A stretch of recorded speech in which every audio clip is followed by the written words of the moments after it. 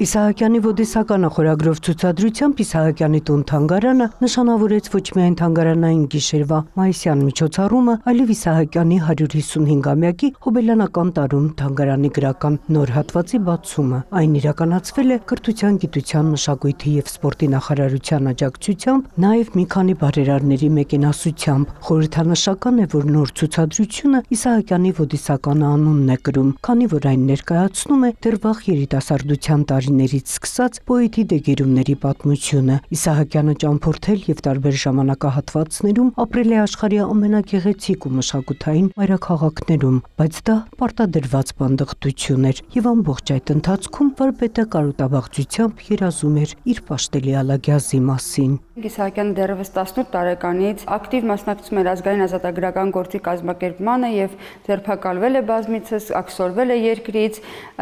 և ոչ իր կամքով հայրենիքից հեռու է գտնվել երկար տարիներ, եղել է Ժնևում, եղել է Գերմանիայում, Փարիզում, Վենետիկում, Իտալիայում և տարբեր Պոլսում է եղել և էլի ոչ իր կամքով և իր հուշերում կարդում ենք, երբ Փարիզում էր, երբ Ժնևում էր, ասում է, ինձ այս ամենը չի ոգևորում և չի հետաքրքրում, կարելի է ասել, ես երանի լինեի իմ հայրենի Ալագյազի ափին և այնտեղ ստեղծագործեի։ Հոբելյանական տարում թանգարանը միանգամայն նոր մոտեցումներով ու ժամանակակից տեխնոլոգիաներով հարստացած հնարավորություններով կներկայանա իր այցելուներին։ Առաջիկա մեկ ամսում կամբողջանա նաև նոր ցուցադրական հայեցակարգը։ Ցուցադրության հայեցակարգն ընդհանուր արդեն կա,